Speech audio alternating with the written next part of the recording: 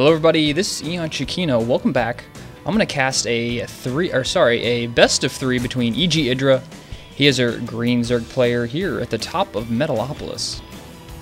And his opponent down here on the bottom part of the map, sixjaxDDE. He is a blue Terran player down here in the bottom part of the map. He is a Canadian and recently won, I think, the Go For SC2 Cup, the USA version, number 58, and also won the another online tournament. I think it was like Sound Blaster Tactical 3D tournament, something like that, not quite sure. But winning a couple online tournaments himself. I don't think he's won anything, any big land events yet, but there's always plenty of time for that in the future. EGIdrA scouting over here to the right, doesn't see his opponent in close air spawning positions. And DDE's going up here around the top, just checking for overlords, not going to see anything. And EGIdrA yet to make anything besides drones. Is probably going to go for an expansion first. We'll see what he's going to go with. The drone is going out a little bit before 300, so yep, clicking away there, right there. He wants to make an expansion. There he goes. Expansion going down. DDE building the barracks, building his gas, so he's not going to go for a super fast expansion. He could go for a Reaper into an expansion. That is a possibility with this gas build. And DDE finally sending out his SCV, not really planning on stopping that fast expansion. Orbital going to go down, and a Marine coming out here for DDE. Spawning pool coming up for EGIdrA. No gas yet. Going for a fairly late gas this game. Want to pump out a lot of drones, get those queens out. And let's see, DDE is going to come to the wrong position here and not going to find his opponent. Either player not yet found their opponent. Taking their time. And it looks like EGIdrA is going to quickly just skip that base over there on the right. Already scouted, just going to go straight down there to the main with his scouting drone. And finally we have a gas going to go down for EGIdrA. Spawning pool just about finished. And this SCV is just going to come up into his base and do a little bit of scouting. Look for gas, see if spawning pool is finished, stuff like that. And there's that first gas just not finishing. And what is this? We have some Marines heading out and a factory being built. So I think he's going to build a reactor on here and swap that over there for his factory. Yep, there comes the reactor. So some Hellion play coming out here. And he's just going to try and do a little bit of pressure here with these Marines. Maybe he's looking for some overlords, not quite sure. I don't really think he can accomplish much if he decides to go in, try and kill any units, because those Zerglings will come out just in time. I think right now he's just going to look for overlords, and it looks like he's going to snag himself an overlord. He's going to catch himself a big one. And EGIdrA quickly trying to move that overlord away, but I don't know if those Zerglings are going to get there in time. Zerglings are chasing around an SCV in the main. That guy is going to die, but I think this overlord is going to lose his life and explode there. And he remind me of what are those things called? Where you hit him and candy explodes out of him? I'm drawing a blank here. But anyways, there he goes, exploding, and all the candy comes out all over the ground. And unfortunately, Zerglings are going to arrive a little too late. So EGIdrA getting behind just a little bit there, nothing too serious, but making those Marines count. And he's going to have to kill some more units right here. Going to go get some Zerg kills, and if he micros this properly, he should be able to kill all these Zerglings. And it's a pretty good micro there by EGIdrA, splitting up the Zerglings, keeping one attacking both of the units at the same time. There he goes. But the key to that is of course, is just put one Zergling on the guy that's running away, and that way he just doesn't get further and further away, because not all 4 of your Zerglings can attack the first Marine at once. They're always going to be bumbling and running around to each other, so you might as well just have one of them run straight after the other one. That way he doesn't get all those free shots in. Spine Crawler coming up, second Spine Crawler coming up. Did EGIdrA actually scout that? I think he scouted the factory, but he, I guess was just assuming Hellions were coming out. They do play against each other quite a bit on ladder, I would assume, so he's probably pretty familiar with these builds. Hellion's going to get some kills, 1 kill, and 2 kills actually right there. I think so the other one was a Zergling. So 2 more Hellions up here on the path to EGIdRA's base, and he's just going to apply a little bit of pressure. I don't know what he's doing over here. Just going to go clear out some Zalonga towers. So really not intending to do any super aggressive play with these Hellions, just kind of controlling the map a little bit, killing some Zergling, killing some drones, and just getting map control and the command centers down. So we have an expansion up for DDE, swapping that factory there to the tech lab. Going to make some tanks probably. And what is he going to build here? At barracks and another reactor here. So some really heavy reactor. So we're going to have reactor, double reactor barracks, and not any tech labs at all on his barracks. It's a little confusing. Guess he doesn't want stim or anything like that. Just going to go for Marines, tanks, and medevacs. At least for the time being, just to spin that money. And a proxy hatchery here for EGIdrA is figuring why build a creep tomb when you can just build a hatchery there. That's a perfect way to, you know, spread creep. Just build hatcheries everywhere. So DDE building up a nice sizable Hellion force here. He's going to go load them up there, and he's going to go drop here in the main, and EGIdrA is probably going to be able to see this with his overlords. Yep, he sees this coming in. Is he have anything to deal with this? I don't see anything up here yet. There this is Zerglings, but he only has like 5 or 6 more coming out right now. He's going to scout out that hatchery, and he's going to load in some more, just trying to get up here right around all those spine crawlers, and the queen is in trouble. EGIdRA's really in trouble right now, and he could lose a lot of units right here. Scan going to go down, going to look. I don't know what he scanned for. Bailing something like that, but anyway, he's going to get back here. If he can get back here and get a nice sweet position, EGIdRA doing the smart thing, running away, letting those queens tank. He already has 1 Hellion killed. It's better just to pull those drones back, lose a little bit of mining time rather than actually losing the entire drone itself.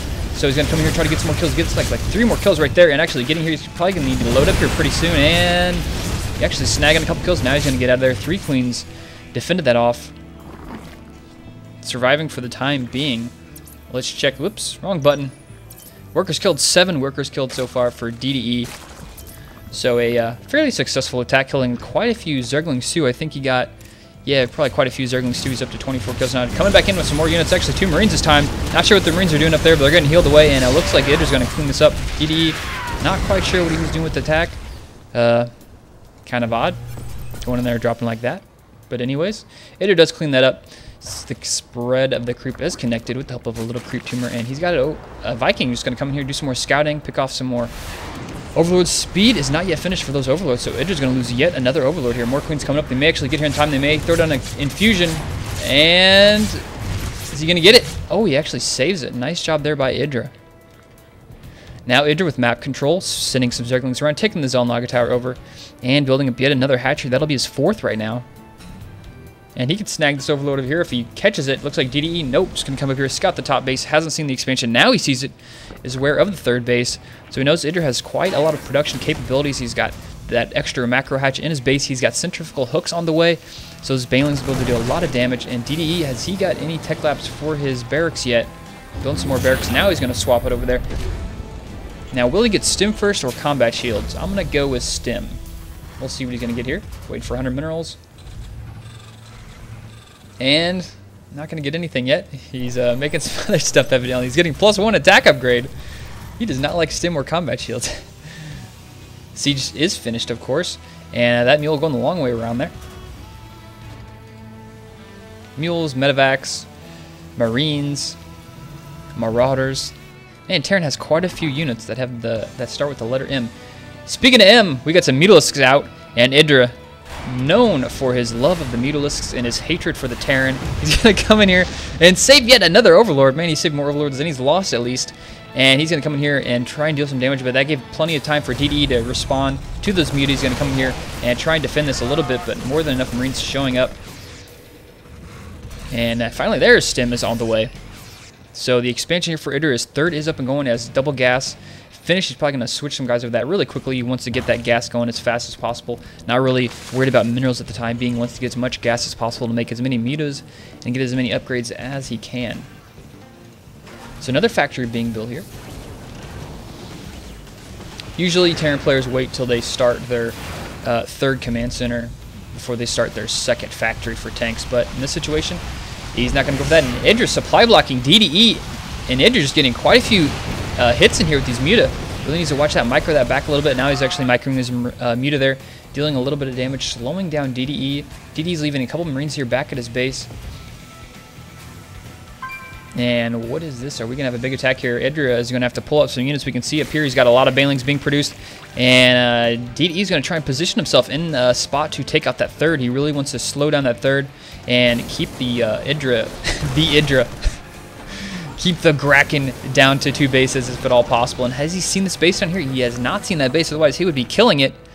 Upgrade. And EGIdRA is going to, this is just buying EGIdRA enough time, just a slow push up here. He's not aware that the Banelings were not finished yet. Scan got to go down. He's going to see those Banelings. He knows Banelings are on the map now. Upgrades 1 attack upgrade for the muta. He's going to come in here and snipe some units, but there come all the Zerglings, all the Banelings, and we're going to get a flank down here at the bottom. Banelings coming in, going to run straight past that tank. He really knows to go straight into the Marine, and EGIdRA cleaning this up, no problem whatsoever. He's got a lot of Mutalisks left. Going to finish cleaning all this up. Didn't even get close to losing anything here at his third. So EGIdRA's in such a prime position. DDE still not completely out of it. I mean, he is very, very far behind the supply account. You can see that he's down by, what is that, 60 by now. I mean, if EGIdRA makes a big mistake and loses like quite a few muta, just in a really bad fight, that could really bring DDE back in this game. But EGIdRA has pretty good muta control. Top 3 muta control in the world. That's just a joke. And orbital coming down. Probably going to make an orbital, fly it over there. Maybe even turn that to a planetary fortress, play a little bit more defensive. Nope, going to go with that orbital. And there are just so many production buildings in here for DDE. Has 3 missile turrets there defending that one up here. And he's getting some +1 attack upgrades for his mech. Muta now coming up here harassing, and EGIdRA just likes to be everywhere at once with these Mutalisks, taking a lot of damage on that command center. He's going to be forced to probably repair that before he sends that over there. Now EGIdRA over here with his 4th already on the gas first. Zergs love their gas. And let's check his upgrades. 1 attack upgrade here for the Zerglings. 20 more Zerglings on the way. 2 Thors coming out. +1 armor. +2 attack here for the Zerglings. More mutas coming out. Pathogen glands on the way. Just a lot of upgrades for both players. And DDE really needs to take this 3rd expansion pretty soon. We can see the money just for EGIdRA is really very high. And supply also very high. Let's check the spinning out while we're in some downtime here. So right there, economy definitely favoring EGIdRA, technology favoring DDE. And EGIdRA needs to watch out here. That is a lot of muta, but there are a lot of Marines there with the combat shield upgrades and stim. Forcing a stim, going to get out of there. Nice job by EGIdRA. Doing a lot of damage. Look at all that damage. Going to force those Medivacs have to heal up.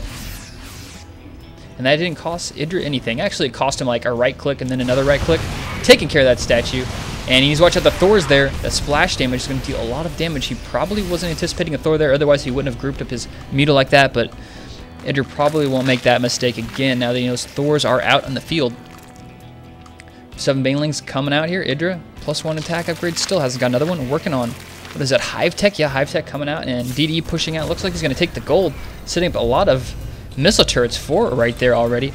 And DDE is going to try and get back in the game here with this gold. And there they go. The command center finally finding a place to land. And EGIdRA's just all over the place. Look at all these units. Banelings and Festers, all kinds of good stuff here. And dealing a lot of damage. We almost killed it. Oh, no, no, no. That is actually the thing I was talking about earlier. EGIdRA playing very aggressive there. And look at his muta numbers. Just completely, look at all these holes there. All those used to be mutas. Lost quite a few muta there. And the ones he has still left alive are very weak, very low. And that's the mistake I was talking about. Once you lose like a super huge amount of muta, you can't just walk into a base and kill like 5 missile turrets and, you know, only lose a muta. But EGIdRA taking plenty of bases, taking a base over here on the left, taking a base actually on the left, and then over here on the left, and the one on the right, all over the place. So EGIdRA is probably still pretty comfortable, even though he lost quite a few muta there. He still has a pretty large lead. He's up by what, 4,000 minerals. He's got banked, and he's almost maxed again. Gonna come over here, pick off that Zergling. Sorry, a Marine. And DDE, is he gonna go for a push? We have some Greater Spire on the way. 6 Corruptors, so those are baby Broodlords. And +3 is almost done. He's gonna come here and get a fungal growth on there. Yeah, nice fungal growth there. Look at all that damage. You do have the combat shields, though, so have a little bit of health left. Thor gonna come over here, try and kill some Infestors. There he goes. He's gonna take off that Infestor. A lot of damage coming here. He's gonna try Magic Box, but those guys are very, very low. Forcing a stim, another Infestor going to come in here, try and get some kills. The fungal growth Banelings rolling around. Spinecrawler just being placed for here. EGIdRA really needs to protect these future bases. He needs to keep the mineral patches up and going. And there are a lot of just stimming, just a few Marines. He wants to get up here and deal some damage. Fungal growth, nice fungal there from EGIdRA. And he's going to lose that Infestor. Yes, loses that Infestor, but he gets his fungal growth off. And EGIdRA is just sending in a couple units. I don't know if he actually missed some of those, and I think they're just plenty close. And another fungal growth coming down, so sacrificing some Infestors for fungal growths. Needs to watch out here. He's really not controlling these units. These Zerglings are just kind of hanging out here until they get close enough to attack. Tanks are now being set up. And EGIdRA is probably just waiting for these Broodlords. He's just buying time with that. He's going to have muta, Broodlords, and Festers. Throwing out some more Spinecrawlers. And just slowing down this Terran push. But as soon as those Broodlords come out, and 54 Zerglings. This just may be too much for DD. I mean, his AA consists of Marines at this point. They do have 3 attack upgrade. Nope, not yet. 2, 2, 3, almost on the way. Zerglings, Broodlords are out. So now EGIdRA has those Broodlords out. They're going to start dealing some damage. And this may force DDE to actually fall back. There's going to be too many Broodlings running around, and muta coming also. Drop over here on the left. It looks like EGIdRA is going to lose this expansion. No, EGIdRA is going to take out those Marines, no problem. And DDE just now on the running back that Thor really low. Stim coming up here to the front, going to try and get those Broodlords out of position, but nope, they're going to be protected. Plenty of time killing it. Another statue. EGIdrA hitting on the Minsk. And a lot of Zerglings, a lot of Banelings coming in there from behind. Fester's just like, DD's going to full retreat. Can't even siege, not enough time. 2-2 Zerglings just tearing everything up. Broodlords all over the place. DD just getting dismantled here. Tanks now getting siege in the back. GG from DDE before the game is even over. And EGIdRA's army has the taste of bloodlust going in there and finishing all that up. And that is the end of that game.